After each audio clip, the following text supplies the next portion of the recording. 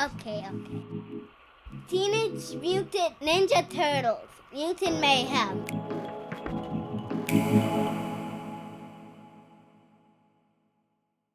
Hollywood is still stuck in a phase of reboots, remakes, and rehashes. But some franchises are exempt. Franchises that will never die. Like the Teenage Mutant Ninja Turtles. The Turtles first appeared in an independent comic in 1984 by Kevin Eastman and Peter Laird. But like most people of my generation, I was introduced to the Turtles in the legendary 1987 TV series. The series was immensely popular and remains one of the most highly regarded properties of the 80s and the 90s. Turtlemania was everywhere. And you know you've made it when people start bootlegging your stuff. The fact that studios are still putting out Turtles media to this day is proof of the franchise's bankability. With every new iteration comes change. The good. I liked the way the movie was drawn. The animation and character designs for this film are something you won't find anywhere else. As I stated in my review of Across the Spider-Verse, Sony's animated movie series has inspired many studios to think outside of the box when it comes to animation and emulate Spider-Verse's style. But Mayhem doesn't outright copy these films. It's inspired by them, inspired to look in unlikely directions just as Sony did, and come up with something incredibly unique. It also seems to fit the teenage vibe of our heroes quite well. A lot of people online were put off by the changes made to the Mayhem version of the Turtles, but we tend to forget that this is a franchise rooted in change. The original comic was extremely dark and violent. It had to be toned down considerably for the 1987 TV series, since that show was accompanied by a toy line aimed at children ages 4 to 8. I'm sure the creators had accusations of selling out thrown at their address, but the fact of the matter is, without that series, Turtles probably would never have gotten as big as it did. There were also several changes that have since become a staple of the franchise. For instance, in the original comic, the Turtles all had red bandanas and were only distinguishable by the weapons they were carrying. The 1987 series gave them unique bandana colors and belt buckles with initials. They were all also given their own personality. Another change was Shredder, arguably the most famous turtle villain. In the comic, he was defeated in the second issue and was never supposed to return. The animated series made him extremely popular, and he was elevated to the status of arch-nemesis.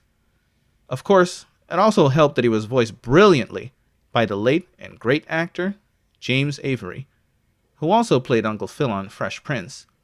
But you already knew that. You knew and you didn't tell us? You hear Turtles, you instantly think of pizza. This was also not the case in the comics and was added for the animated series. The show is even responsible for arguably the most famous turtle catchphrase. The 2003 series also made some changes, being more faithful to the comic, while borrowing some of the aforementioned elements from its 1987 counterpart. I can understand why this might upset people though. Change, simply for the sake of change, is unwarranted. But when it comes to Mayhem, most of the change was necessary. Four brothers are really funny, but my favorite is Mikey because his mask is orange. The Teenage Mutant Ninja Turtles have been around for over 39 years, and this is the first time they actually sound like, well, teenagers. And this film made me notice how that was the least touched upon aspect of the characters. They goof off, prioritize fun over training, and succumb to their impulses on a regular basis. Leonardo especially, who in most iterations has been shown to be the serious, dedicated leader, tries to find his place in this film. He's eager to please his father, but at the end of the day, he's still a kid. He's going to get in trouble and succumb to peer pressure, especially when those teenage hormones get involved. But he'll find his way and manage to stand up when it's necessary, slowly becoming the leader we all know he's capable of being.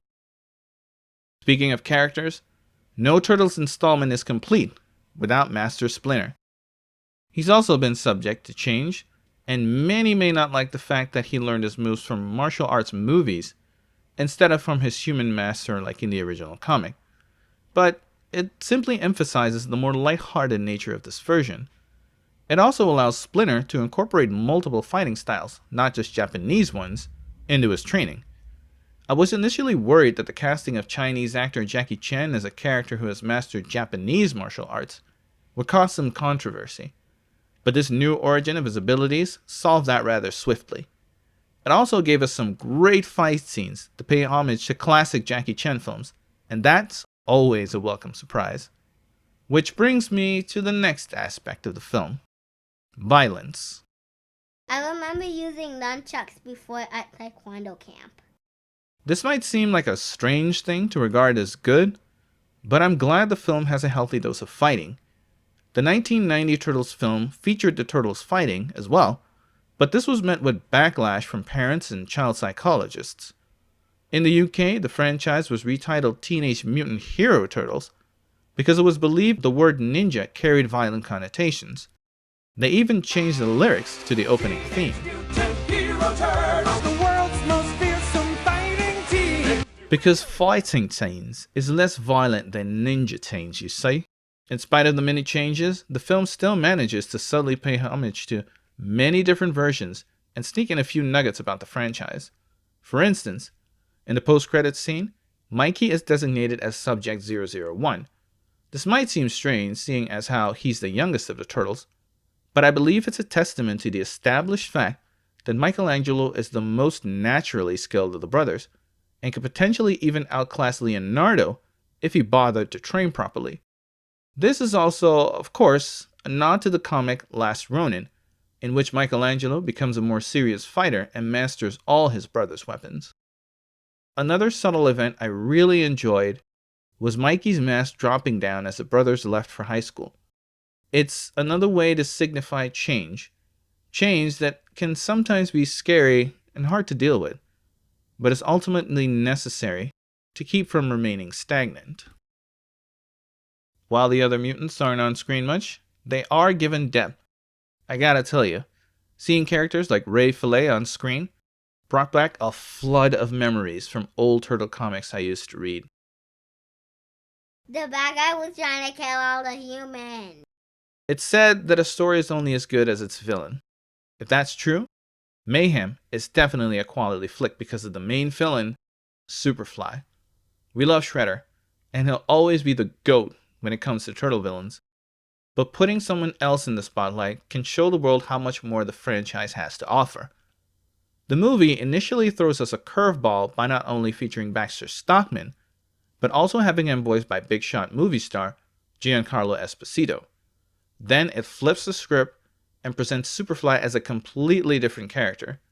He's got an outrageous plan, a plan that ultimately makes no sense.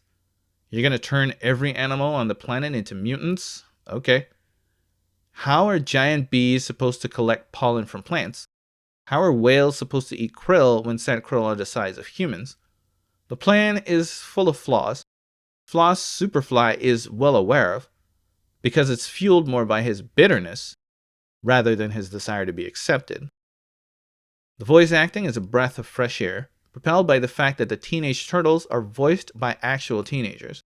Ice Cube's voice works great for Superfly, and his band of mutants are super funny. Paul Rudd, especially as Mondo Gecko, stole the show for me. Despite the fact that most of the voice casts are film actors, the main cast of relative unknowns doing an excellent job is a testament to the fact that animated movies can be carried by professional voice actors instead of celebrities. Stay tuned for an upcoming video on that topic. The bad. Like most children films, the movie is too heavy on exposition. It even starts with a scene that would have worked better if we were just shown instead of told. I know kids can have a hard time paying attention to the story, but that's actually all the more reason to skip too much exposition. The art style, while definitely unique, is still inspired by another work, namely Sony's Spider-Verse films. This makes the design choice feel a bit like a fad rather than an original concept. In no way does it make this movie feel like a ripoff, but the motivation doesn't feel as right as it could. Verdict. My dad and I went to see this movie. It was so good. The Turtles are here to stay, and Mayhem is the latest reminder of that fact. I'll award it 4 out of 5 Thunderbolts. Oh, yeah! Seth Rogen is definitely not on my list of favorite actors, but I have to say, as a producer, he's helped get some incredible projects off the ground. Preacher, The Boys, and now, Mutant Mayhem. I hope to make more of these movies so we can go see them in the theater.